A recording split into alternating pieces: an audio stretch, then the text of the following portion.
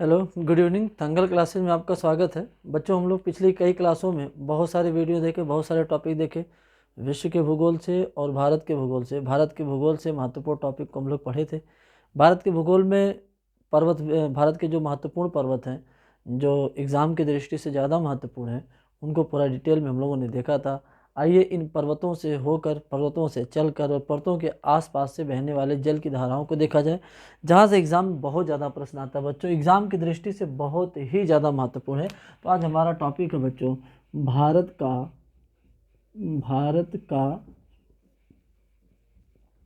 अपवाह तंत्र।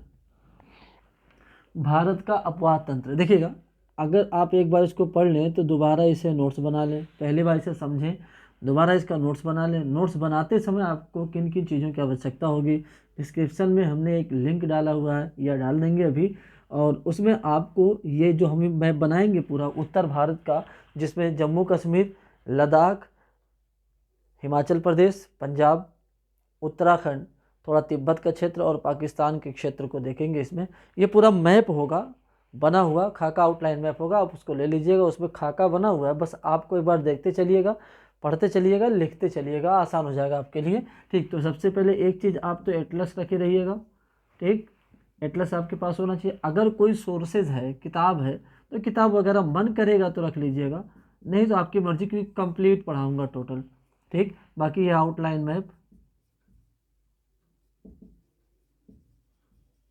मैप, और आपको और भी जो चाहिए वो चाहिए कलरफुल पेन। आपको चाहिए कलरफुल पेन। क्यों? क्योंकि ध्यान देना, पर्वत व बॉर्डर ब्लैक पेन से बनाइएगा। ठीक, रिवर, नदियां जो हैं वो ब्लू पेन से बनाइएगा, और इस पर नदियों के नाम भी जो होंगे ब्लू पेन से, और उसके इर्द गिर्द बसे हुए शहर व स्थल अगर आपको भरना होगा तो आप उसको जो है लाल पेन से भरिएगा, तो थोड़ा स्पष्ट और अलग चित्र दिखेगा।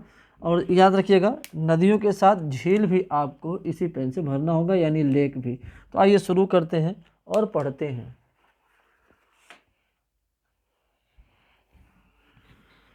भारत का अपवाह तंत्र। चलिए, भारत के अपवाह तंत्र को पढ़ने के लिए पहले एक चीज समझिएगा। मान लीजिए यह है भारत की भूमि। ठीक, ये उत्तर का भाग है और यह है दक्षिण का भाग, दक्षिण भारत, उत्तर भारत। ये प्लेट था, अफ्रीका से आके ये एशिया से टकराया। जब ये एशिया से टकराया बच्चों, तो ध्यान देना, इसकी जो दिशा थी, ध्यान दीजिए, इसकी जो दिशा थी सीधे नहीं थी, इसकी दिशा इस तरफ थी। इसकी दिशा इस तरफ होने के कारण ये वाला भाग पहले टकराया और ज़्यादा घना हो गया, ज़्यादा संकुचित हो गया। ये वाला भाग टकराया तो ये वाला भाग ऊपर हो गया। इसके ऊपर होने से भारत की अधिकांश नदियाँ पूर्व की ओर बहती हैं। अब इधर ऊंचाई तो ज़्यादा हो जाएगी, एंटी ग्रेविटी तो नदियाँ बहेंगी नहीं, है ना। तो आप देखिएगा, नदियाँ सारी जो हैं इधर पूर्व की ओर बहेंगी, और यहाँ ऊपर हिमालय में जहाँ पे ये संकुचन ज़्यादा हो गया, इस संकुचन से ऊंचाई ज़्यादा होगी, तो अब इस ऊंचाई से नदियाँ आधी इधर बहती हैं और बाकी उधर बहती हैं। तो जो नदियाँ इधर बहती हैं वो भारत की ओर से जो बहती हैं वो सिंधु और उसकी सहायक नदियाँ हैं। तो सबसे पहले वही नदियों को पढ़ेंगे, सिंधु और उसकी सहायक नदियों को। तो आइए देखते हैं सिंधु और उसकी सहायक नदियाँ। अब एक चीज़ और आपको थोड़ा सा यहाँ समझना है। जैसे मान लीजिए ये पर्वतीय क्षेत्र है। ठीक, पर्वतीय क्षेत्र से नदियाँ निकली, इस पर्वतीय क्षेत्र से नदियाँ निकली, तो जहाँ से नदी निकलती है वो इसका सोर्स होता है, उसी को उद्गम कहा जाता है। क्या कहते हैं? उद्गम कहते हैं। जहाँ से नदियाँ निकलती हैं, जिस रास्ते से बहती हैं वो धारा कहलाती है, अर्थात यही नदी कहलाती है। और ये नदी बाढ़ के समय जहाँ तक पहुँच जाती है, या इसके द्वारा जितने मैदानों को बिछाया गया है, ये पूरा कहलाता है नदी का मैदान। नदी का मैदान। और वो क्षेत्र जितना दूर का पानी इस धारा तक पहुंचता है, चाहे किसी भी जरिए से, मान लो दूसरी नदी लाके इसमें जल को मिलाती है, तो ये पूरा हिस्सा जो होता है ये इस नदी का कहलाता है बेसिन। और ये जो धाराएं हैं टोटल, इनमें से ये जो मुख्य थी, इसको हम लोग मुख्य धारा कहते हैं, और जो आके इसमें मिलती है इनको हम लोग सहायक धारा अर्थात सहायक नदी कहते हैं। क्या कहते हैं? सहायक नदी कहते हैं। अब ये सहायक नदी और नदी इन सबको एक साथ मिलाकर कहा जाता है अपवाह तंत्र। तो चलो बच्चों, ज़्यादा समय ना लेते हुए सीधे डायरेक्ट हम लोग टॉपिक पे चलते हैं। अपवाह तंत्र समझ चुके होंगे, तो सबसे पहले पढ़ेंगे हम लोग भारत में भारत का अपवाह तंत्र। भारत का अपवाह तंत्र यहाँ लिख दे रहे हैं।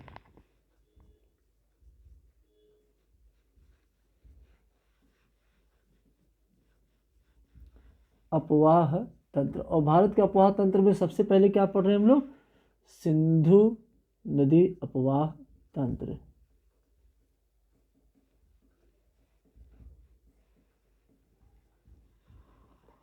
सिंधु नदी अपवाह तंत्र।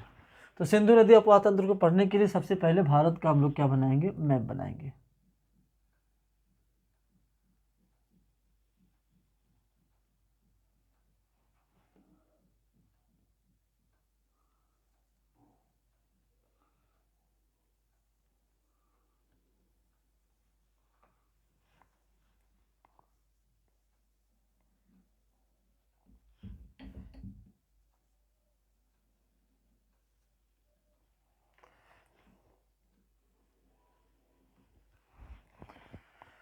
सिंधु का अपवाह तंत्र, ध्यान से समझिएगा। इसके इधर वाले भाग को तो आप पहले से जानते होंगे। इसके इधर वाला भाग कहलाता है पीओके, और लगभग ये वाला क्षेत्र जो है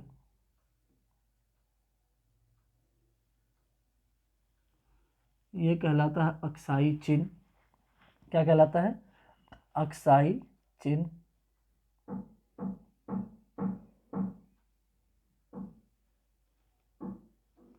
ये वाला भाग कहलाता है उत्तराखंड।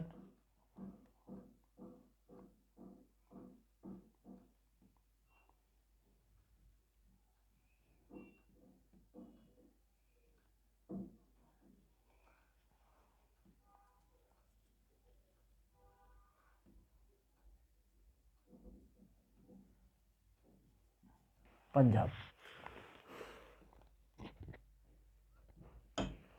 चलिए देखिए, ये है पाकिस्तान का जो अधिकृत कश्मीर वाला हिस्सा यानी पीओके है, अक्साई चिन्ह है, लद्दाख है, जम्मू कश्मीर है, पंजाब है, हरियाणा है और उत्तराखंड है। ठीक, तो अभी देखिएगा, हमने एक पर्वत आपको यहाँ पढ़ाया था, काराकोरम, याद आ रहा होगा। पिछला लेक्चर आप पढ़े होंगे तो याद आ रहा होगा काराकोरम। यहाँ काराकोरम श्रेणी है। काराकोरम श्रेणी के बाद एक और श्रेणी है बच्चों, और उस श्रेणी का नाम है लद्दाख श्रेणी। क्या नाम है? लद्दाख। एक बार बच्चों सुकून से पढ़ लेंगे, जीवन में सिंधु नदी तंत्र भूलेंगे नहीं। ठीक, बहुत मन से पढ़ लीजिए, कुछ भी छूटेगा नहीं। सिंधु नदी अपवाह तंत्र को सबसे पहले है काराकोरम, फिर लद्दाख। इसके नाम नहीं लिखेंगे क्योंकि नदियाँ पढ़ रहे हैं, नाम इनके लिखने लगेंगे तो फिर समस्याएं होंगी बच्चों, मैप ज़्यादा भर जाएगा तो फिर अच्छा नहीं लगेगा आपको। तो चलिए ध्यान दीजिएगा, ये है जास्कर। ठीक, काराकोरम, लद्दाख, जास्कर। कौन कौन है? काराकोरम, लद्दाख, जास्कर। कौन कौन? काराकोरम, लद्दाख और जास्कर। ये लद्दाख श्रेणी आगे जो इन क्षेत्रों में कैलाश के नाम से जानी जाती है। किस नाम से? कैलाश श्रेणी के नाम से जानी जाती है। ये देखिए, ये है कैलाश श्रेणी, Kailash mountain, Kailash mountain, Kailash mountain. तो कैलाश माउंटेन के पास, ध्यान से पूरा एक एक करके समझना बच्चों, बहुत ही ज़्यादा आसान हो जाएगा। कैलाश माउंट यानी पर्वत के पास यहाँ पे कई सारे ग्लेशियर हैं, ऊंचे ऊंचे ग्लेशियर हैं। उनके जल इकट्ठा होकर एक जगह आके झील बनाते हैं। तो उन झीलों को अब उसके पर्वत के अंदर तो नहीं, लेकिन पास में यहाँ दर्शा लेते हैं हम लोग। ठीक, दो मुख्य झीलें हैं बच्चों। एक झील का नाम है मानसरोवर,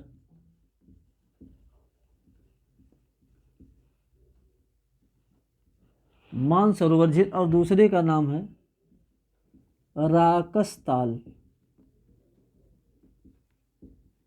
क्या नाम है?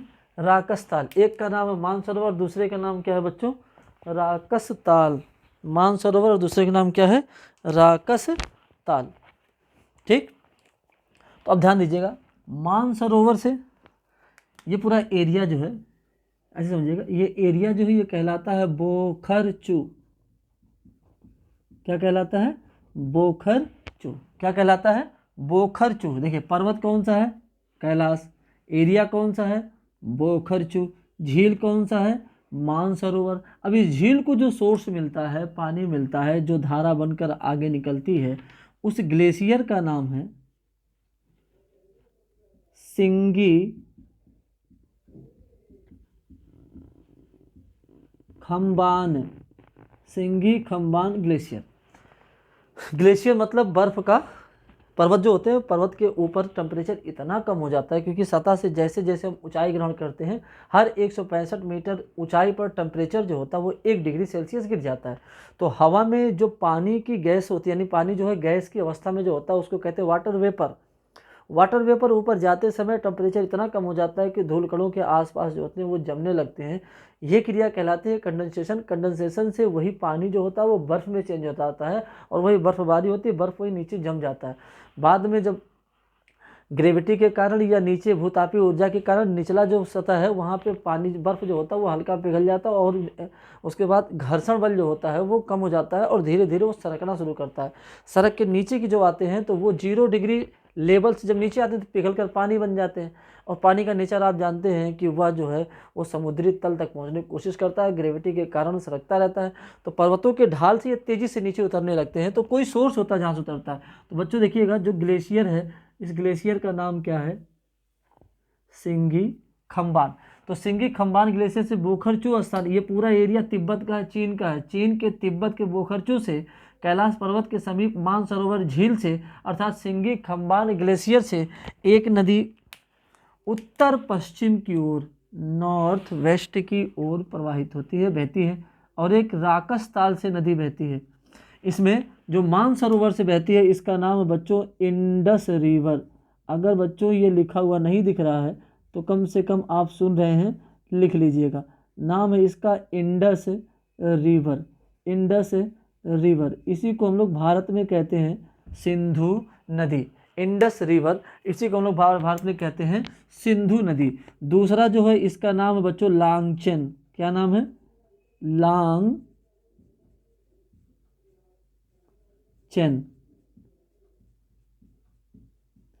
लांगचेन। थोड़ा समय लगे बच्चों, देखिए एक ही सब्जेक्ट 10 साल तक पढ़ने से अच्छा है, एक ही सब्जेक्ट पंचवर्षीय योजना बना के पढ़ने से अच्छा है एक सब्जेक्ट को थोड़ा समय दे के एक एक टॉपिक को ढंग से पढ़ा जाए। ठीक है, तो ध्यान देना, इंडस नदी है उत्तर वाली, 2 धाराएं साथ में चल रही पैरेलल। तो एक जो उत्तर वाली है उसका नाम है इंडस और जो दूसरी वाली चल रही है उसका नाम क्या है? लांगचेन। अब देखिए लांगचेन कहाँ से निकल रही है? राकस ताल से। इसका पुराना नाम राक्षस ताल था, इंग्लिश में लिखते लिखते वो राकस ताल हो गया। तो राकस ताल से निकल रही है लांगचेन नदी और मानसरोवर से निकल रही है इंडस नदी। मानसरोवर से कौन सी है? इंडस है। और लांगचेन कहाँ से निकल रही है? राकस ताल से। ग्लेशियर यानी कौन से बर्फ के पिघलने से ये स्रोत इसको मिलता है, नदी को पानी मिलता है? तो सिंगी खम्बान। सिंगी मतलब शेर हो गया, खम्बान माने मुंह, शेरे मुख भी इसका नाम है। ठीक, इसका नाम क्या है? शेरे मुख नाम है। बोखरचू स्थान से दोनों चलती हैं। अब देखिएगा, भारत में तो पूरा पर्वत ही पर्वत है। पर्वतों में से वह उस भाग से प्रवेश करेगी जो पर्वत का निचला भाग होगा। और दर्रा हमने पढ़ाया था, दर्रा पर्वतों का एकदम क्या होता है? कटा हुआ निचला भाग होता है, तो यहाँ से प्रवेश कर जाती है। तो ध्यान देना, ये वाली नदी भारत में प्रवेश करती है लद्दाख से, या तो कह ले चीन का क्षेत्र अक्साई चीन से, और ये वाली नदी फिर दक्षिण पश्चिम की ओर प्रवाहित होती है, मुड़ जाती है और ये भी भारत में प्रवेश करती है। तो दोनों स्थान पूछता है कि कहाँ से प्रवेश करती है। इस स्थान का नाम है बच्चों दम चौक। क्या नाम है? दम चौक। और जिस पर्वतों के कटीले भाग से निकलेगी उस दर्रे का नाम है थांगला। थांगला के समीप दमचौक नामक स्थान से भारत में प्रवेश करती है। और ये जहाँ से प्रवेश करती है, हिमाचल प्रदेश स्टेट है। ये तो था अक्साई चीन यानी लद्दाख का क्षेत्र था, और ये क्या है? हिमाचल प्रदेश। ये जहाँ से प्रवेश करती है उस स्थान का नाम है बच्चों सिपकी दर्रा यानी सिपकी ला। स्थान का भी नाम सिपकी ला है। तो सिपकी ला से ये क्या करती है, प्रवेश करती है। एक देखिएगा, पहले तो जम्मू कश्मीर था, अभी तो जम्मू कश्मीर रहा नहीं। एक जम्मू कश्मीर से प्रवेश करती है, एक जो है कहाँ से प्रवेश करती है, हिमाचल प्रदेश से। तो जहाँ से अब ये प्रवेश कर रही है उस स्थान का नाम क्या रख दिया गया, लद्दाख। तो हम अपने मैप में इसको लद्दाख मानते हैं, लेकिन अदर हमारे पड़ोसी कंट्रीज को क्या मानते हैं, अक्साई चीन, यानी चीन का कब्जा किया हुआ क्षेत्र मानते हैं इसको। तो ये दमचौक से प्रवेश करती है और ये कहाँ से प्रवेश करती है बच्चों, सिपकी ला से प्रवेश करती है। अब ये नदियाँ दोनों, पहले इसको पढ़ लेते हैं, ये आगे प्रवाहित होती हुई, ये नदी प्रवाहित होती हुई, देखो बच्चों, सबसे पहले ये काराकोरम और लद्दाख के बीच से प्रवाहित होती है, लेकिन आगे है यहाँ पर लद्दाख का पठार। लद्दाख का पठार बच्चों बेसाल्ट चट्टान का बना हुआ है, ऊपर लावा के निकलने से बना हुआ चट्टान है, बहुत ही मजबूत और थोड़ा ऊंचा चट्टान है। तो जब पानी तो ऊपर चढ़ेगा नहीं, पहले पानी वहाँ स्टोर होगा, पानी स्टोर होने लगा तो पठार पे चढ़ने से पहले ही इसको इधर अर्थात लद्दाख श्रेणी को उस पार जाने के लिए इसको रास्ता मिल गया। और लद्दाख के इधर जब उतरने लगा, उतरते उतरते मान लो पूरा पर्वत है, उस तरफ उतरने लगा तो उतरते उतरते पूरे पर्वत को काट कर एक गहरा गड्ढा बना दिया। और जब नदियाँ, ध्यान से देखना, मान लो ये है पठार, दूसरे पेन से बना दे, पूरा समझिएगा। जब मान लो ये पूरा पठार क्षेत्र है, तो जब नदियाँ पठार के बीच से बहेंगी तो खूब दूर तक पठार को गहरा काटेंगी, लंबा कटाव करेंगी। लेकिन अगर ये पर्वत हो और नदियाँ यहाँ से बह रही हो तो मात्र थोड़े ही दूर में उसको काट देंगी, तुरंत खत्म हो जाएगा। तो जब नदियाँ पर्वत को काट कर महाखंड बनाती हैं तो इसको कहा जाता है गार्ज, क्या कहते हैं, गॉर्ज। और जब पठार को काट कर बनाती हैं तो इसको कहा जाता है कैनियन, अर्थात लंबे गार्ज को, यानी काफ़ी दूर तक बने गार्ज को क्या कहा जाता है, कैनियन कहा जाता है। तो ये नदी पर्वत को काट रही है, इसलिए ध्यान देना यहाँ पे बनाएगी गार्ज, सिंधु गार्ज, बुंजी नामक स्थान पर क्या करती है, गार्ज बनाती है। और फिर इस तरीके से प्रवेश करते हुए, यानी इस तरीके से प्रवाहित होते हुए, अब एक चीज़ समझने की ज़रूरत है आपको यहाँ पर। पहले तो ये बह रही थी काराकोरम और लद्दाख के बीच में, लेकिन अब लद्दाख को काट दी, अब किसके किसके बीच में प्रवाहित होगी, अब ये लद्दाख और जास्कर के बीच से प्रवाहित होती है। तो ध्यान से समझिएगा, सिंधु नदी गार्ज बनाने के बाद किन दो नदियों के बीच से प्रवाहित होती है, तो क्या जवाब देंगे, लद्दाख और जास्कर, लद्दाख और जास्कर। लेकिन अगर ये कहे कि भारत में प्रवेश करने के बाद सिंधु नदी किन दो पर्वतों के मध्य बहती है, तो आप कहेंगे काराकोरम और लद्दाख के मध्य बहती है, काराकोरम और लद्दाख के मध्य बहती है। अभी देखिएगा, ये अब पहुंच गए पीओके में, लेकिन पीओके से पहले कई सारे ऐसे डेटा हैं, कई सारे ऐसे फैक्ट हैं जो एग्ज़ाम की दृष्टि से महत्वपूर्ण हैं। एक बार बच्चों थोड़ा चेक कर लें, ऐसा ना हो कि क्लियरिटी ना आ रही हो। फिलहाल तो लग रहा है आ रही है। चलिए, कुछ भी दिक्कत रहे तो वीडियो के नीचे कमेंट वगैरह कर दिया, ताकि पता चले कि अगले वीडियो में, यानी नेक्स्ट वीडियो में किस चीज़ की आवश्यकता है, किस सुधार की आवश्यकता है। चलिए बच्चों, ध्यान समझिएगा, अभी यहाँ पे बहुत सारी चीज़ों को आपको ध्यान में रखना। इस नदी को अभी हम छोड़ दे रहे हैं, ये मुख्य है, इसको देखेंगे। जब ये भारत में आ जाती है बच्चों, तो हम इसी नदी को, जब ये भारत में आ जाती है तो जिसको अभी तक हम लोग कह रहे थे इंडस नदी, इंग्लिश में इंडस कहते हैं, और अब ये यहाँ पे आके भारत में सिंधु नदी के नाम से जानी जाएगी। किस नाम से, सिंधु नदी के नाम से जानी जाएगी। देखिए, कन्फ्यूज़न मत होइएगा, यानी कन्फ्यूज़ मत करिएगा अपने आप को, ठीक, कन्फ्यूज़ मत होइएगा, सिंधु नदी बन जाएगी। देखिए यहाँ सिंधु है, एक है सिंध नदी, और सिंध जो होगी हम लोग दक्षिण में यानी मध्य भारत में पढ़ेंगे, उत्तर के मैदानी क्षेत्रों में चंबल से होती हुई एक काली सिंध होगी, चंबल में मिलने वाली, और एक यमुना में जाके मिलने वाली सिंध नदी होगी। तो सिंध और सिंध, काली सिंध वहाँ पे है, ये सिंधु नदी है, ठीक। अभी ध्यान दीजिएगा, इन क्षेत्रों से एक नदी और आती है और आके इसी में मिलती है। इस नदी का नाम है बच्चों श्योक नदी, बहुत महत्वपूर्ण है। भारत में आते ही सबसे मुख्य नदी यही है जो सबसे पहले श्योक में आके मिलती है। इसका नाम बच्चों श्योक नदी, रिवर श्योक, रिवर श्योक, क्या नाम है, रिवर श्योक, श्योक नदी है ये। किसकी सहायक नदी है, अगर एग्जाम पूछे कि श्योक किसकी सहायक नदी है, तो सिंध की सहायक नदी है। अब देखिए, नदी ऐसे बह रही है, ये मेरा दायां हाथ है, तो इधर से आने वाली नदियाँ जो होंगी वो दाएं हाथ की नदियाँ होंगी, यानी दाएं तरफ की सहायक नदियाँ होंगी, और जो इधर से आके मिलेंगी वो बाएं तट पर मिलने वाली सहायक नदियाँ होंगी। तो श्योक कैसी है, दाएं तट की सहायक नदी है। अब एक और चीज़ आपको समझना है, श्योक, श्योक में आके एक और मिलती है, इस श्योक की सहायक नदी है, इसका नाम है नुम्रा, नुम्रा घाटी भी है यहाँ पे, नुम्रा। तो अगर एग्जाम पूछे कि नुम्रा किसकी सहायक नदी है तो किसकी बताएंगे? श्योक की। श्योक किसकी सहायक नदी है? सिंधु की। अब जरा बताना आप लोग कि ये कौन सी नदी है? जास्कर। आपने देखा, सॉरी, पर्वत कौन सा है? जास्कर पर्वत है। जास्कर पर्वत से नदियों की कुछ धाराएं आपस में मिलकर और जाके, बच्चों ध्यान दीजिएगा, सिंधु में मिलती है। जास्कर से एक नदी जाके सिंधु में मिलती है। जास्कर से एक नदी जाके सिंधु में मिलती है और इस नदी का नाम है जास्कर नदी।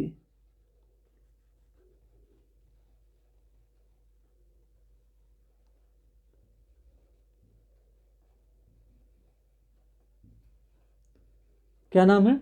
जास्कर नदी नाम है। अब एक और चीज़ आपको, जास्कर मिले किस में मिले, यानी जास्कर किसकी सहायक नदी है तो आपको बताना है इंडस की। जास्कर किसकी सहायक नदी है? इंडस यानी सिंधु नदी की है। जास्कर कहाँ बहती है? भारत के क्षेत्र में, लद्दाख के क्षेत्र में बहती है। जास्कर लद्दाख और जास्कर के बीच बहती है।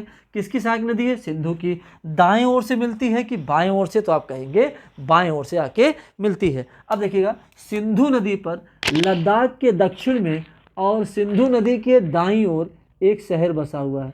लद्दाख के दक्षिण में और सिंधु नदी के दाईं ओर एक शहर बसा है। इस शहर का नाम है, बहुत ही महत्वपूर्ण है और आपको पहले से ये पता है, लेह शहर। तो लेह शहर किस नदी के किनारे बसा हुआ है? लेह शहर बच्चों सिंधु नदी के किनारे बसा है। या फिर सीधे कह सकते हैं कि लद्दाख के दक्षिणी गिरिपदी क्षेत्रों में, यानी उसके फुट पर आके बसा हुआ लद्दाख लेह शहर है। अब देखिएगा, लेह किसकी राजधानी है? लद्दाख की। लेह किसकी राजधानी है? लद्दाख की। तो अगर एग्जाम पूछे कि लद्दाख की राजधानी किस नदी के किनारे बसी हुई है तो आप क्या बताएंगे? सिंधु। हाँ, सिंधु नदी के किनारे बसी हुई है। चलिए, एक नदी और है, थोड़ा पर्वत और सीधा कर दे बच्चों ताकि थोड़ा सा स्पेस मिल जाए। एक नदी और बच रही है।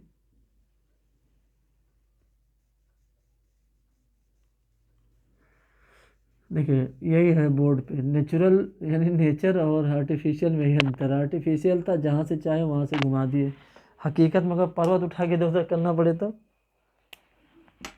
अब देखिएगा, एक नदी और बच्चों आती है और इसी में जाके मिलती है। इस नदी का नाम तो लिखते नहीं बनेगा, बस जानते रहिए, सुरु नदी। सुरु नदी, शुरू होता है खत्म हो गई, सुरु नदी। अब सुरु नदी के किनारे और सिंधु के किनारे, इन दोनों के बीच में इस तरफ, यानी सिंधु के बाईं ओर एक शहर है और इसका नाम है, कौन नहीं जानता होगा, हर भारतीय जानता होगा इसको। भारतीय क्या, भारत से ज़्यादा पाकिस्तान जानता होगा, लात तो ही खाया था। इसका नाम बच्चों कारगिल।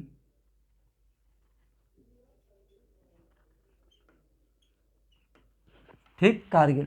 लेह और कारगिल से होती हुई ये नदी पहुंच जाती है बच्चों पीओके में।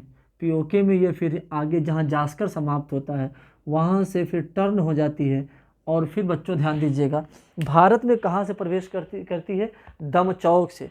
भारत में कहाँ से प्रवेश करती है? दमचौक से। भारत इसके लिए अच्छा जगह था, पूरे दम के साथ अंदर प्रवेश की और आगे जब पीओके में पहुँच गई बच्चों, ये निराश हो गई और पूरा चिल्लाती हुई पाकिस्तान में प्रवेश किए। अब देखिएगा, ऐसा मत सोचिएगा कि मात्र भारत में पर्वत है, पाकिस्तान में भी पर्वत है, तो ये वाला भाग जो, ये सब पर्वतीय भाग हैं इधर के। अब ये सिंधु नदी भारत के क्षेत्र से बहती हुई, भारत के क्षेत्र से बच्चों बहती हुई पाकिस्तान में प्रवेश करती है। भारत के पर्वतीय क्षेत्र से पाकिस्तान के पर्वतीय क्षेत्र में प्रवेश करती है और जहाँ से प्रवेश करती है, अब इस स्थान का नाम है बच्चों चिल्लड़। कहीं कहीं चिल्लड़ लिखा हुआ मिलता है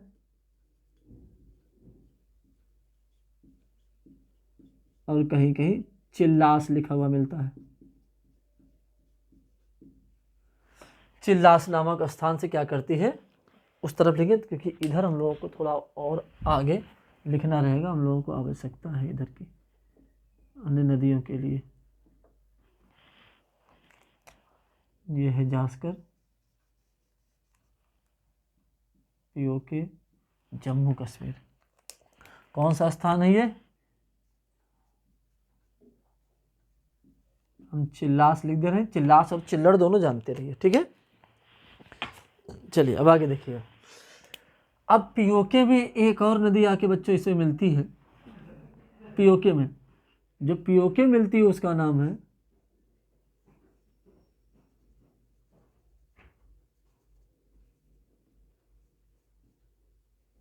गिलगित, क्या नाम है? गिलगित नदी। गिलगित नदी, एक बार फिर से मैं रिपीट कर रहा हूँ, तेजी से देखते रहिएगा। कैलाश पर्वत के सिंगी खम्बान ग्लेशियर से मानसरोवर झील से बोखरचू वाले नामक स्थान से मानसरोवर से एक नदी निकलती है, इंडस नदी, और दूसरा राकस ताल से निकलती है लांगचन नदी। लांगचन नदी भारत में हिमाचल प्रदेश के सिपकिला दर्रे से प्रवेश करती है और इंडस नदी थांगला के स्थान पर दमचौक नामक स्थान से प्रवेश करती है। सिंधु नदी और इसमें शेख और नुम्रा आके मिलती हैं।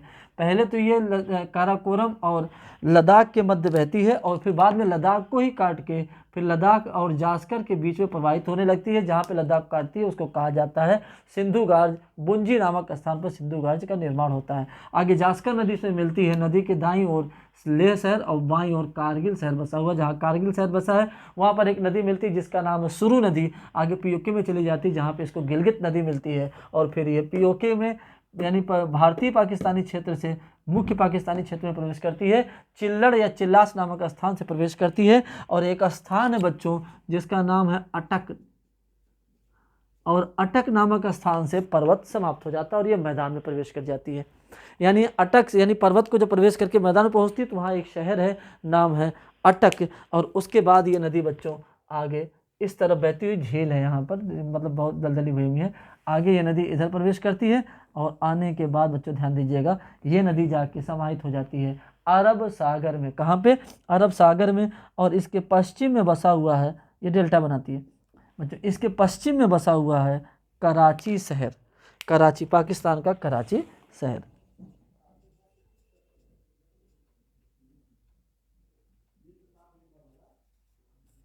कराची शहर इसके किनारे बसा हुआ है। ठीक, यहाँ तक समझ में आया होगा आपको। अब थोड़ा सा ध्यान से समझिएगा, ये सब जो है दाईं तट से आके मिलने वाली नदियाँ हैं। एक बात को आप समझिएगा, हमने आपको यहाँ पे कुछ पर्वत पढ़ाए थे इधर से,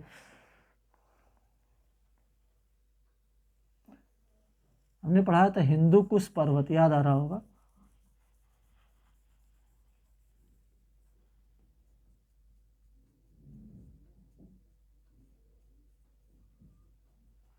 हिंदू कुश पर्वत, कौन सा पर्वत है? हिंदू कुश पर्वत। अब हिंदू कुश पर्वत के दक्षिण में यहाँ पे पहाड़ियाँ हैं। इन पहाड़ियों का नाम है सुलेमान पहाड़ी। क्या नाम है? सुलेमान पहाड़ी। सुलेमान पहाड़ी। अब देखिएगा, सुलेमान पहाड़ी क्षेत्रों से एक नदी आती है और आके इसी में मिल जाती है सिंधु में। इस नदी का नाम है बच्चों रिवर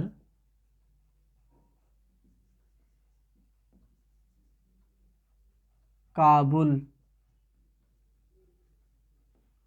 काबुल नदी बच्चों, काबुल नदी। कौन सी नदी है? काबुल नदी। एक नदी भारतीय इन्हीं क्षेत्रों से आके इसमें मिलती है और इसका नाम है स्वात नदी या स्वेट नदी।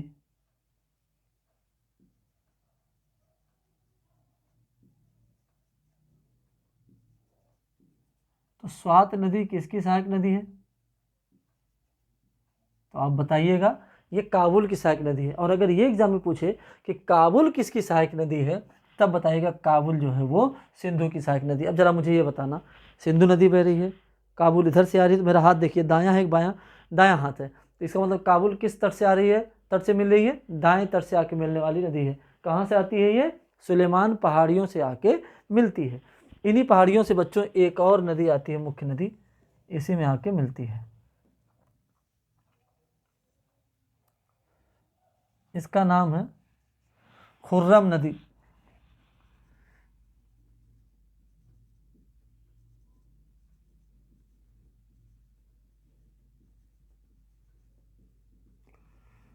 खुर्रम नदी। और खुर्रम की एक सहायक नदी है बच्चों, उसका नाम है तोची। खुर्रम की एक सहायक नदी है, उसका नाम है तोची। ठीक, तो ये सब इसकी सहायक नदियां हैं, खुर्रम, तोची, काबुल, स्वेट। अब देखिए, ये सब दाईं ओर से मिल रही है, लेकिन एक नदी बाईं ओर से आके यही मिलती है इसी में। ये जो बाईं ओर से आके मिलती है ये मुख्य है, इसलिए मुख्य है क्योंकि जब सिंधु घाटी सभ्यता पढ़ोगे तो सोहन नदी के किनारे कई सारे स्थल आपको मिलेंगे। तो ये वही सोहन नदी है, ये नदी जो है वही वाली सोहन नदी है।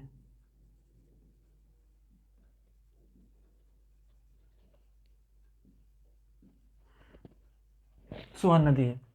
देखिए, अगर आप वनडे मात्र छोटे एग्जाम की तैयारी करें, वनडे के एग्जाम की तैयारी करें, बहुत गहराई से आपको जानने की जरूरत नहीं है। बस आप ये याद रखिएगा कि मानसरोवर झील से, कैलाश पर्वत से ये नदी निकलती है। इंडस नदी दमचौक से प्रवेश करती है, लद्दाख को काटती है, लेह इसी के किनारे बसा हुआ है, जास्कर इसकी सहायक नदी, श्योक इसकी सहायक नदी है, गिलगित इसकी सहायक नदी है, और चिल्लर से निकल जाती है, काबुल इसकी सहायक नदी, खुर्रम इसकी सहायक नदी। बस इतने आपको, इतने में से जितना पढ़े हो इतना आपको याद रखना। ये काबुल कहाँ से आती है? सुलेमान के हिंदुकुश पर्वत के सुलेमान पहाड़ी से आती है। अब देखना, इसी नदी के किनारे अफगानिस्तान की राजधानी बसी हुई है, काबुल।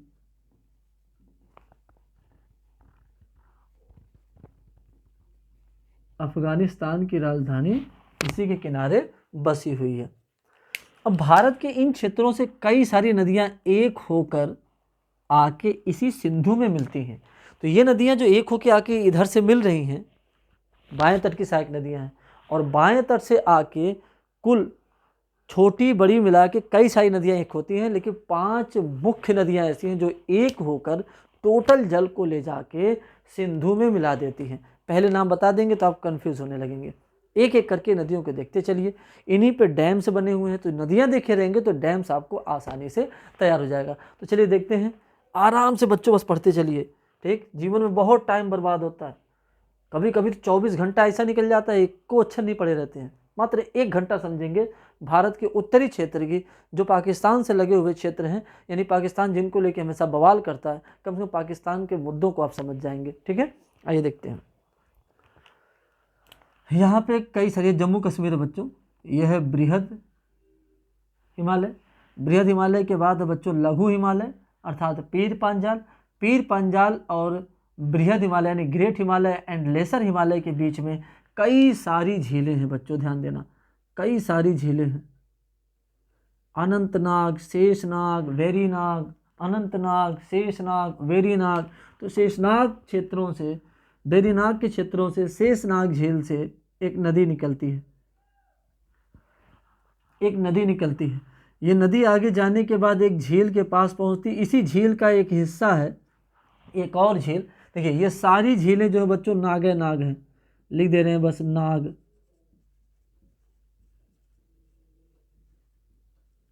नाग लेक, लेक माने झील होता है बच्चों, नाग लेक यानी नाग झील। ये सारी नदियां पहुंचती हैं, यानी यहाँ से निकलने वाली नदी की धारा पहुंचती है। अब नाग है तो बच्चों नागिन का होना जरूरी है। अगली झील है नागिन झील।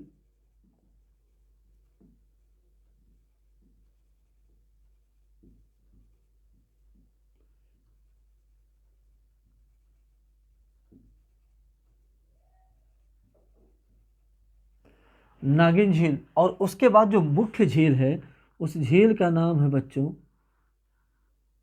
डल झील। इसलिए ये मुख्य है क्योंकि इसी डल झील के किनारे श्रीनगर शहर बसा हुआ है।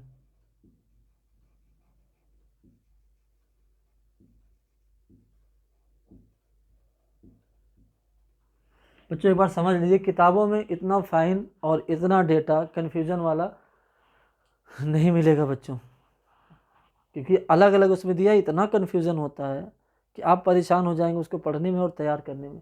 एक बार समझे रहेंगे तो बहुत आसान हो जाएगा, और फिर इसके बाद किताब पढ़ेंगे तो किताब की सारी बातें आपको समझ में आएगी, बल्कि आप ये कहेंगे बहुत क्लोज मैटर दे दिया किताब में।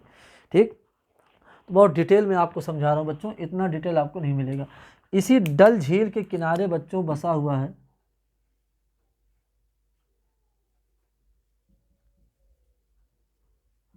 श्रीनगर। श्रीनगर शहर बसा हुआ है। तो श्रीनगर किस झील के किनारे? डल। लेकिन नदी पूछ दे तो श्रीनगर बच्चों जिस नदी के, यानी जो नदी पढ़ रहे हैं, इस नदी का नाम है झेलम नदी। क्या नाम है? झेलम नदी। झेलम नदी डल झील से होकर बहती है और डल झील के ही किनारे जम्मू कश्मीर की राजधानी श्रीनगर बसा हुआ है। तो दो हो गए, एक ये यूनियन टेरिटरी पढ़े हम लोग, एक union territory. Ladakh union territory की कैपिटल कहाँ पे है बच्चों? लेह। लेह किसके किनारे बसा हुआ है? सिंधु यानी इंडस के किनारे बसा हुआ है। और श्रीनगर जम्मू कश्मीर की राजधानी, और ये डल झील के किनारे। नदी पूछे तो कहेंगे झेलम नदी के किनारे बसा हुआ शहर है। दोनों राजधानियाँ तय होंगी। इसके बाद अभी देखेंगे और भी राजधानी, सारी राजधानियाँ की नदी के किनारे बसे हुए हैं, सब पूरा तैयार हो जाएगा। इसके बाद ध्यान दीजिएगा, यहाँ से नदी चलती है आगे, एक झील है यहाँ पे, बड़ी सी झील है बच्चों, बड़ी सी झील है। कहा जाता है ये भारत की सबसे बड़ी झील है, गलत है, बड़ी है बच्चों, उत्तर भारत की सबसे बड़ी झील है ये बहुत बड़ी झील है। लेकिन इससे बड़ी कई सारी झीलें हैं, जैसे चिल्का हो गई, वेम्बनाड हो गए, ये सब इससे बड़ी झीलें हैं, कोलेरू। लेकिन वो झीलें, अभी ध्यान समझिएगा, कोलेरू तो नहीं है, वेम्बनाड, चिल्का, ये सब बड़ी झीलें हैं। जैसे वेम्बनाड झील है वो 98 किलोमीटर लंबी है, वो भारत की सबसे लंबी झील है। चिल्का झील 64 किलोमीटर लंबी और चौड़ी बहुत ज़्यादा है। तो ये जल के मामले में तो इनसे बड़ी वो झीलें हैं, लेकिन उनका पानी पी नहीं सकते हम। भारत में जितने झीलें, जितने लेक हैं जिनके पानी हम पी सकते हैं, उनमें से सबसे बड़ी वुलर है। इसका नाम वुलर झील है, वुलर है, इसलिए वुलर झील को मीठे पानी के मामले में सबसे बड़ी झील माना जाता है। क्या नाम है इसका? वुलर झील।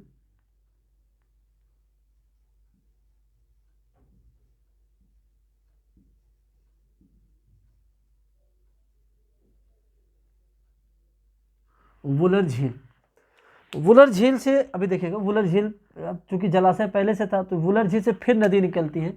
अगर किसी झील से होकर नदी निकलती है तो एक अच्छा मौका मिल जाता है देश को, क्योंकि अभी डैम बनाने के बाद उसके पीछे जलाशय बनाना पड़ता है, बहुत पैसा खर्चा होता है। अगर झील से कोई नदी निकल रही हो, कोई नदी आके झील मिलती हो, फिर झील से निकल रही हो, तो उनके लिए जहाँ से फिर निकलती है, यहीं एक डैम बनाने का कम खर्चे का मौका मिल जाता है। तो भारत ने यहाँ एक डैम बना दिया, तुलबुल परियोजना। कौन सी? तुलबुल परियोजना। कौन सी परियोजना है? तुलबुल परियोजना। फिर ये नदी बच्चों आगे आके भारत और पाकिस्तान के बीच सीमा रेखा बनाती है। कहाँ से कहाँ तक बनाती है बच्चों? मीरपुर से मुजफ्फरपुर तक। कहाँ से कहाँ तक? मीरपुर से मुजफ्फरपुर तक ये क्या करती है? बॉर्डर बनाती है। देखिएगा, देखिएगा भैया, ध्यान से समझिएगा एकदम पूरा। ये नदी यहाँ से निकलती है और मीरपुर से मुजफ्फरपुर तक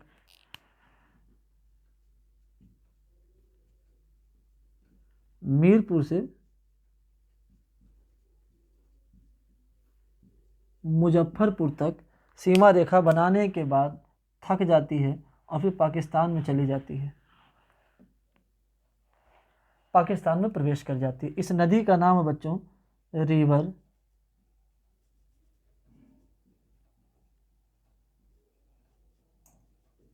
झेलम।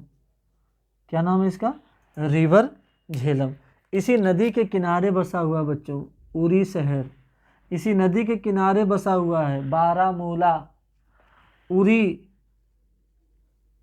बारामूला इसी के किनारे, और उरी में फिर एक परियोजना बनाई गई है, उसका नाम है उरी परियोजना। क्या नाम है? उरी परियोजना। अब देखिएगा ध्यान से, ये डायरेक्ट जाके इसमें नहीं मिलती, सिंधु में।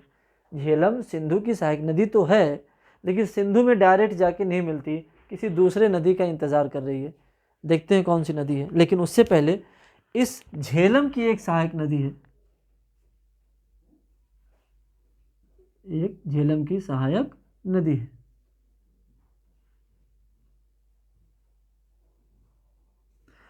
ये जो झेलम की सहायक नदी है, इसका नाम बच्चों किशन गंगा, केजी लिख दे रहे हैं, आप जानते रहिए, किशन गंगा। सुन लीजिए, जब आप नोट्स बनाइएगा तो लिख लीजिएगा आप वहीं पे, किशन गंगा। क्या नाम है? किशन गंगा। क्या नाम है? किशन गंगा। तो किशन गंगा पर एक फिर परियोजना है बच्चों। देखिए, एक यहाँ परियोजना पढ़ाए थे तुलबुल परियोजना, एक यहाँ पढ़ाए थे उरी परियोजना, भारत में है, एक इस पर पढ़ा रहे हैं किशन गंगा परियोजना। तो 3 परियोजना, अगर किशन गंगा ऑप्शन में ना हो, अगर पूछे किशन गंगा परियोजना किसकी परियोजना, किस नदी की परियोजना है, तो अगर ऑप्शन में किशन गंगा ना हो तो झेलम सही कर दीजिएगा, ठीक है। लेकिन किशन गंगा खुद एक नदी है और उस पर किशन गंगा परियोजना है, तो किशन गंगा किसकी सहायक नदी है, झेलम की। किशन गंगा परियोजना किस राज्य में है, तो क्या बताएंगे, जम्मू कश्मीर में है। तुलबुल परियोजना किस राज्य में, क्या बताएंगे, जम्मू कश्मीर में है। और अगर पूछे उरी परियोजना किस राज्य में है, तो क्या बताएंगे, जम्मू कश्मीर में है। स्पष्ट हुआ बच्चों यहाँ तक। चलिए अब अगली नदी की ओर देखते हैं। यहाँ से बच्चों 2 धाराएं एक होती हैं और फिर आगे बढ़ जाती हैं। दोनों धाराओं को बहुत ध्यान समझिएगा। एक दर्रा पढ़ाए थे, बारालाचा दर्रा, बारालाचा दर्रा, कौन सा दर्रा, बारालाचा दर्रा। बारालाचा दर्रा के समीप से बच्चों लिखते,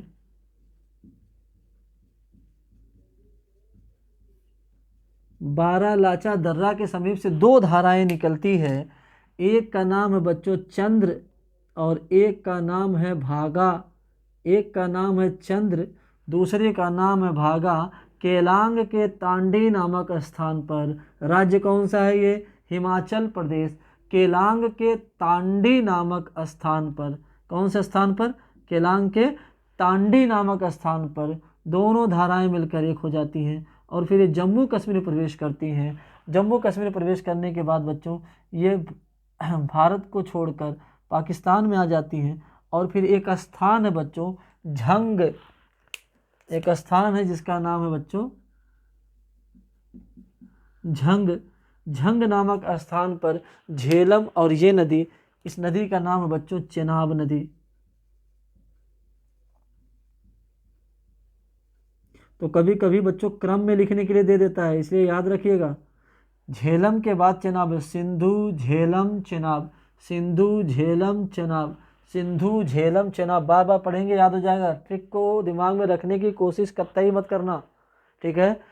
बार बार पढ़ने से एक लोकेशन, एक चित्र दिमाग में बैठ जाता है, फिर उसमें सवाल जो होते हैं घूम फिर के भी आते हैं तो भी आपका सही होता है। ट्रिक में सिर्फ आप शब्दों पे खेलते रह जाते हैं और अगर सवाल इधर उधर पूछता है तो फिर आपका ट्रिक कार्य नहीं करता। और अगर ट्रिक दिमाग में नहीं आ रहा है, आपके चित्र तो दिमाग में बैठ जाता है बच्चों।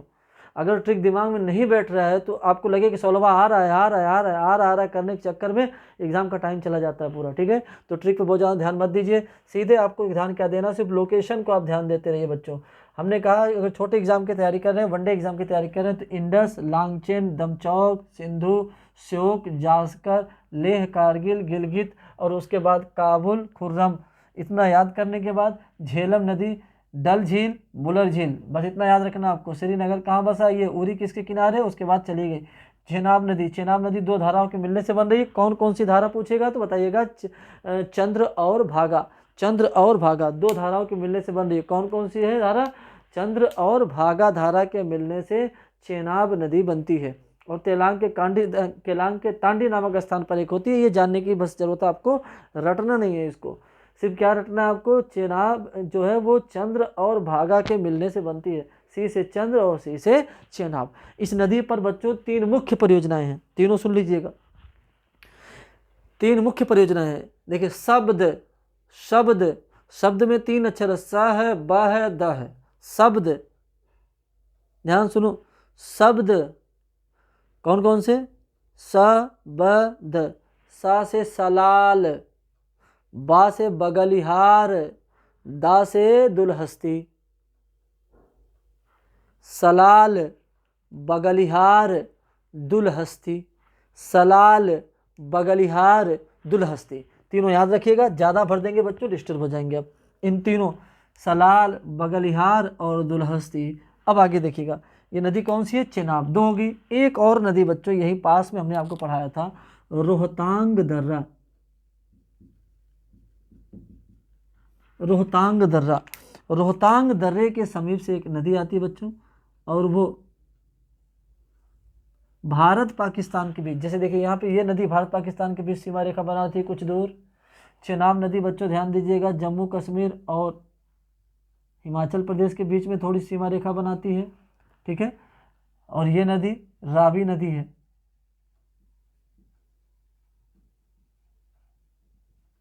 कौन सी नदी है बच्चों, रावी नदी।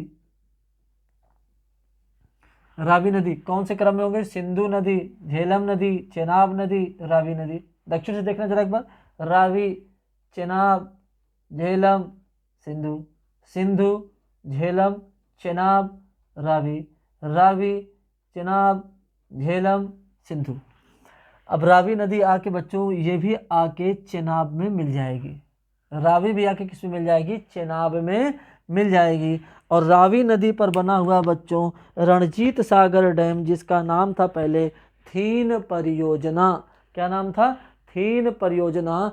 और अब उसका नाम हो गया रणजीत सागर डैम। कौन सा? रणजीत सागर डैम। बना के लिख लीजिएगा बच्चों, अपना जो नोट्स बनाइएगा, आपका पेज होगा पूरा फुल पेज बनाइएगा, उसमें पेन से छोटे अक्षर में लिख लीजिएगा। बोर्ड में लिखने लगेंगे तो कैमरा उतना कैप्चर नहीं कर पाएगा, तो आपको लगेगा बहुत घना हो गया, भर नहीं पाएंगे। फिर रावी के बाद बच्चों ध्यान दीजिएगा, इसी के पास से एक और जलीय स्रोत है रोहतांग दर्रे के पास। इस जलीय स्रोत का नाम है ब्यास कुंड। क्या नाम है? ब्यास कुंड। ब्यास कुंड से एक नदी आती है, ब्यास कुंड से एक नदी निकलती है बच्चों, और यह आके यहीं पर आराम करती है, इंतजार करती है। देखते हैं किसका इंतजार करती है? जिसका इंतजार करती है उसको बाद में देखेंगे, फिलहाल इसका नाम जानिएगा। इसका नाम है ब्यास नदी।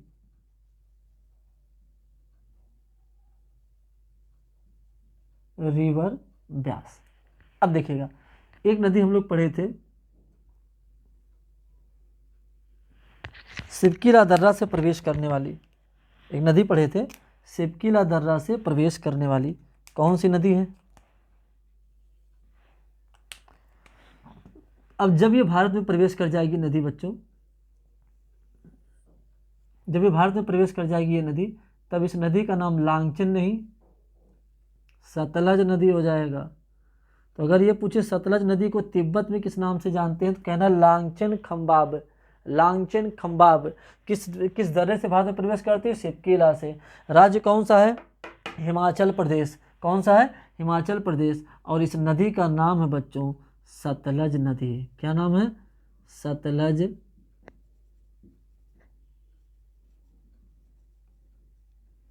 River Sutlej, river Sutlej. अब ध्यान समझिए, इसी नदी के किनारे बसा हुआ है हिमाचल प्रदेश की राजधानी शिमला। इसी नदी के किनारे बसा हुआ शहर कौन सा है? शिमला। फिर से रिवाइज करिए, रिकॉल करिए शुरू से, बिना देखे बताइए। अब जम्मू कश्मीर में जो लद्दाख अलग हुआ, लद्दाख की राजधानी लेह किस नदी किनारे बसी हुई है? सिंधु नदी के दाएं तट पे। और झेलम नदी के साथ ही डल झील के किनारे कौन सा है? जम्मू कश्मीर की राजधानी श्रीनगर। और सतलज नदी के किनारे कौन सी राजधानी है? शिमला। कौन सी है? शिमला। चलिए आगे, इसी नदी पर बच्चों, इसी नदी पर पंजाब में एक बांध बना हुआ है। दो बांध हैं बच्चों, दो मुख्य बांधे हैं। बांधों का नाम देख लीजिए, एक का नाम है भाखड़ा और एक का नाम है नांगल। भाखड़ा नांगल एक ही डैम नहीं बच्चों, अलग अलग डैम है, दो डैम है, बस दोनों परियोजना एक साथ लाई गई थी, इसीलिए इसको एक साथ बोला जाता है। भाखड़ा और नांगल के बीच में लगभग 10 से 12 किलोमीटर की दूरी है, जिसमें नांगल परियोजना बच्चों सिंचाई के लिए और भाखड़ा परियोजना बच्चों बिजली के लिए विकसित की गई है। भारत की सबसे बड़ी ग्रेविटी डैम है भाखड़ा बांध। तो ध्यान देना, भाखड़ा बांध जो है वो बिजली के लिए और नांगल बांध जो है सिंचाई के लिए, अर्थात नांगल से नहर निकाली गई होगी। ठीक है, बाद में देखेंगे इनको। तो सतलज नदी जब आगे आती है, जहाँ पे ब्यास और सतलज दोनों मिलके एक होते हैं, उस स्थान का नाम है हरिके वेटलैंड। क्या नाम है? हरिके वेटलैंड। क्या नाम है? हरिके वेटलैंड। और हरिके वेटलैंड के पास एक बांध बनाया गया है, पर यह बांध बिजली के लिए नहीं, ना ही सिंचाई के लिए। खैर बनाया तो नहीं गया था, बाद में नहर निकाल दी गई। ये जब बिजली उत्पादन उद्देश्य ना हो और बांध अपेक्षाकृत बड़े ना हो, तब उनको बैराज कहते हैं।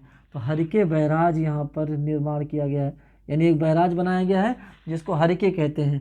तो हरिके बैराज नामक स्थान पर एक बैराज बनाया गया, हरिके नामक स्थान पर एक बैराज बनाया गया है कि दोनों नदियों के संगम पर ब्यास और सतलज जहाँ मिलते हैं, फिर ये नदी आगे बह जाती है बच्चों, और फिर ये भी दोनों के बीच में सीमा रेखा बनाती हुई ये चेनाब के जल को लेकर जाके बच्चों सिंधु में मिल जाती है। एग्जाम में पूछता है कि सिंधु में ये नदी जहाँ जाके मिलती है उसे क्या कहते हैं, तो उस स्थान का नाम है बच्चों मीठानकोट। जैसे पठानकोट है वैसे मीठानकोट है, जैसे पठानकोट है वैसे क्या है, मीठानकोट है। तो कमेंट में बच्चों आप बताना कि पठानकोट कहाँ है, पठानकोट कहाँ है बच्चों। बहुत ही, अभी इसमें से कम 10 ऐसे सवाल पूछूंगा जिनका जवाब आपको कमेंट में देना होगा। कोशिश करिएगा बच्चों। बहुत सारी नदियाँ पढ़े हैं, मैं इनमें कुछ और भी बारीकियों को आप समझा दूँ, ध्यान समझिएगा। ये 5 नदियाँ झेलम, चेनाब, रावी, ब्यास और सतलज, झेलम, चेनाब, रावी, ब्यास और सतलज, ये नदियाँ जो हैं बच्चों ये सिंधु की सहायक नदियाँ हैं। पहले किताबों में लिखा जाता था कि चेनाब इसकी सहायक नदी, यानी चेनाब की सब सहायक नदियाँ हैं और चेनाब सबके जल को ले जाकर मीठानकोट में मिलाती है। लेकिन हाल ही में पिछले साल पूछे गए प्रश्न कि यूपीएससी में पूछा गया था कि निम्नलिखित में से कौन सी नदी जो है सभी जल को ले जाके सिंधु मिलाती है, तो बच्चे तो चेनाब लगाए थे पर आयोग ने सतलज मान लिया। उससे पहले कुछ किताबों में सतलज लिखा हुआ था। नए शोध से बच्चों सतलज जो है ये इन सभी जलों को ले जाके सिंधु में मिलाती है। तो इन 5 में मुख्य कौन सी हो जाएगी, सतलज नदी। एक सवाल पूछता है कि इन 5 नदियों, इनको पंचनद भी कहा जाता है बच्चों, पंचनद में से कौन सी नदी भारत से नहीं बल्कि बाहर से आती है। तो देखिए बाकी सभी नदियां भारत से जन्म लेती हैं, लेकिन सतलज नदी बाहर जन्म लेती है। कहाँ से बच्चों, राकस ताल से आती है। कहाँ से आती है, राकस ताल से आती है। एक सवाल और पूछता है, देखिए सभी नदियां पाकिस्तान में जा रही हैं और पाकिस्तान में जाके एक हो रही हैं, लेकिन एक नदी भारत में ही जन्म ले रही है और भारत में ही विलीन हो जा रही है। कौन सी है बच्चों, ब्यास नदी। फिर पूछता है इन 5 में सबसे छोटी कौन सी है, ब्यास नदी।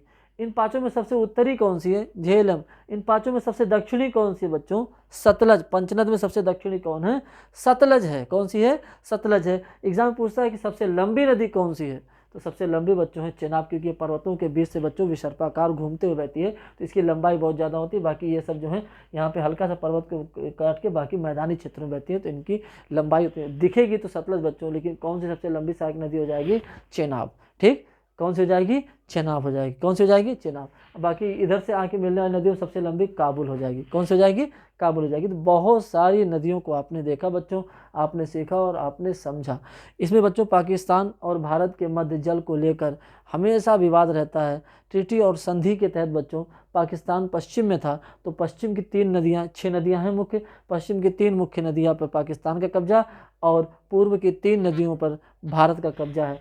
पूर्व की 3 होगी बच्चों रावी, ब्यास, सतलज, इसमें भारत का कब्जा है। भारत इसका 80% जल इस्तेमाल करेगा और बाकी बच्चों चेनाब, झेलम और सिंधु ये पाकिस्तानी नदियां मानी जाएंगी और इसका 80% पाकिस्तान इस्तेमाल करेगा। ठीक, बहुत सारी बातें बच्चों, एक एक करके चीज़ों को देखते जाइएगा, समझते जाइएगा, पढ़ते जाइएगा। आइए आपसे कुछ सवाल करते हैं, आप इन सवालों का जवाब बच्चों कमेंट बॉक्स में दीजिएगा। पहला सवाल ध्यान से सुनिएगा और समझिएगा। पहला सवाल है, लद्दाख की सबसे ऊंची चोटी कौन सी है। फिर से सुनिएगा, लद्दाख की सबसे ऊंची चोटी कौन सी है, एक सवाल। दूसरा सवाल सुनिएगा, वृहद हिमालय पश्चिम में कहाँ से शुरू होता है। वृहद हिमालय पश्चिम में कहाँ तक गया है, यानी कहाँ से वृहद हिमालय की शुरुआत होती है। 2 सवाल हो गया। वृहद हिमालय की शुरुआत कहाँ से होती है, 2 हो गया। तीसरा सवाल बच्चों, हाल ही में भारत और चीन के मध्य एक झील के किनारे सैन्य अड्डों में काफ़ी झड़प होती रहती थी, वो झील का नाम क्या है। इन क्षेत्रों में आपको मिलेगा उस झील का नाम। 3 हो गया, उस झील का नाम। चौथा, इन सभी क्षेत्रों में बच्चों दचिगम राष्ट्रीय उद्यान कहाँ पर है। आपको लोकेशन सहित बताना, जैसे आपको बताना पड़ेगा कि झेलम चेनाब के बीच में है या चेनाब किशनगंगा के बीच में है या फिर सिंधु और नुब्रा के बीच में है, सिंधु जास्कर के बीच में, लोकेशन आपको ये बताना पड़ेगा। ठीक है। एक सवाल और है, ये चेनाब नदी सतलज नदी से कहाँ मिलती है। चेनाब नदी सतलज नदी से कहाँ मिलती है। बच्चों ये सब बस इसलिए है कि आपका इस टॉपिक पर थोड़ी सी पकड़ बनेगी, लालसा बढ़ेगी आपकी पढ़ने की, ठीक है। आपको एक चीज़ और बताना है बच्चों, यहाँ पे एक बांध और बनाया गया है, शॉर्ट में बता दे रहे हैं, NJ आपको बताना है क्या नाम है उसका। सिपकिला से प्रवेश के बाद कुछ ही दूर पर तुरंत एक गांव है, उसी गांव में एक डैम बनाया गया है, उस गांव के नाम पे ही इस डैम का नाम है बच्चों, उस गांव के नाम पर ही इस डैम का नाम है, ठीक है। और एक चीज़ आपको बताना है, ये जो भाखड़ा नांगल बांधे हैं इनके पीछे की झील को क्या कहते हैं। भाखड़ा नांगल जो बांध है इसके पीछे की झील को क्या कहते हैं। एक और सवाल है, ध्यान समझिएगा, पंजाब की राजधानी किस नदी के किनारे बसी हुई है। पंजाब की राजधानी किस नदी के किनारे बसी हुई है। पंजाब की राजधानी किस नदी के किनारे बसी हुई है। ठीक, इतना ही सवाल रहने देते बच्चों। इतने सवालों का जवाब आप कमेंट बॉक्स में ज़रूर दीजिएगा। कमेंट बॉक्स में अदर बच्चे भी कमेंट दिए होंगे, उनके आंसर को देके जवाब देने की कोशिश मत करिएगा बच्चों। अपना इंटरेस्ट बढ़ाने के लिए अपने जवाब को ढूंढिएगा और कमेंट बॉक्स में जाके आंसर दीजिएगा। जैसा भी होगा बच्चों, जो चीज़ें होंगी, आ गया हो तो भी लिखें, नहीं आया हो तो समस्याओं को आप बताएं कि क्या समस्या रह गई है बच्चों। इसके बाद हम लोग गंगा नदी की तरफ चलेंगे बच्चों। गंगा नदी पूरा डिटेल से पढ़ाऊँगा आपको, पूरा मज़ा आने वाला बच्चों। और चलिए आगे देखते हैं, आज की क्लास यहीं तक है, फिर मिलते हैं बच्चों, धन्यवाद।